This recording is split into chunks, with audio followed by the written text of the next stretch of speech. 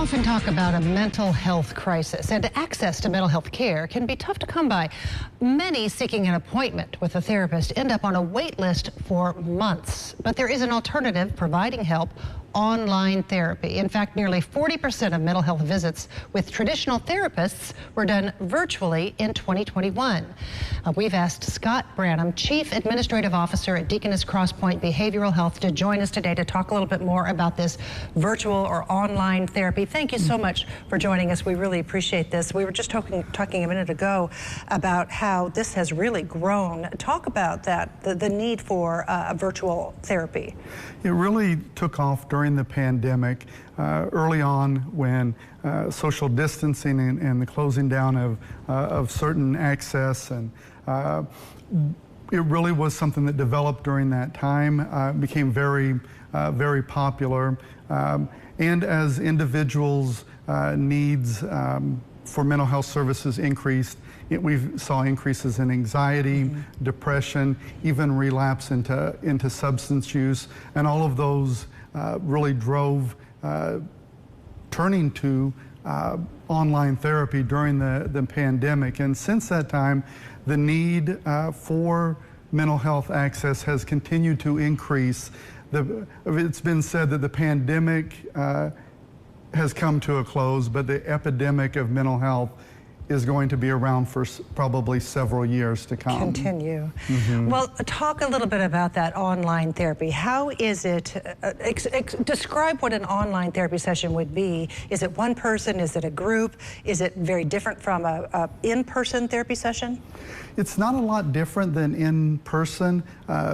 Individuals connect with their provider through a desktop, a laptop, their phone, and the camera gives that face-to-face interaction, and it is very much like an in-person session, just done virtually. The time frames and the types of therapy provided are very similar if they were sitting across the desk from their provider. Is it as effective as being in person with a therapist?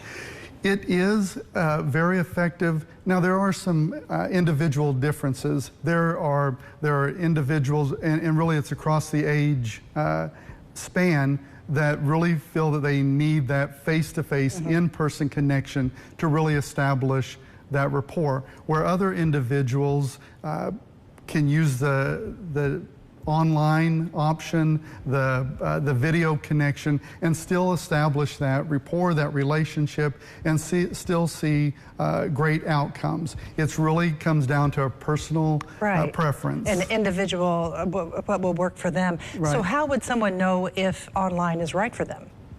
You know, the great thing about it is something that you basically have to give it a test run, if you will. And one of the great things that we're able to do is that we have the same providers doing in-person and online. And we have those individuals who may begin their treatment on an in-person and then decide, can we continue this online?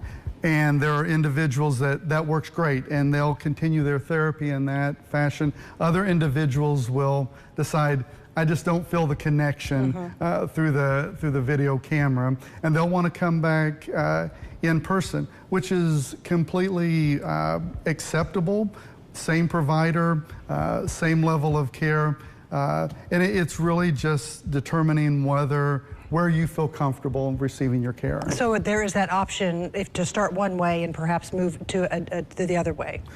Yeah, and back again. And back and forth, yeah, whatever's going to work, right? Right, and if the conditions worsen and you decide, I really want to be in the office again, same provider, we just make the next appointment that you're coming in and sitting in the office with your provider. What advice do you have to somebody sitting at home right now thinking, maybe I need to try that?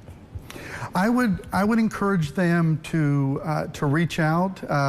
You know, there are national options. I'm biased towards ours because of the expanse of services that we offer and that flexibility of well, talk being about inpatient and outpatient. Because you can call. I know there's an 800 number you can call and you can talk to someone. But what is the advantage to talking to someone here, even if it is online, talking to someone right here in our community? Well, the fact is that they are right here in our community, and being part of a larger system, there are group therapies, medication management, more intensive programming that are available online and in person as you know your mental health care needs change, or to make if something occurs that you need more intensive treatment. It's available with someplace that you are familiar with and that you can trust. And if someone's interested in that, do they just give you a call? What do we do? They really can either call the office to get those appointments scheduled. If they're already a Deaconess employee, a patient, they can go through My Chart. Yeah. Or we have the online scheduling option as well. Okay. All right. Scott Branham with Deaconess Crosspoint Behavioral Health. Thank you so much for talking a little bit about this. I think it's something that folks need to know as much about as possible because it's certainly needed today. We really appreciate your help. It is. Thank you. All right, thank you.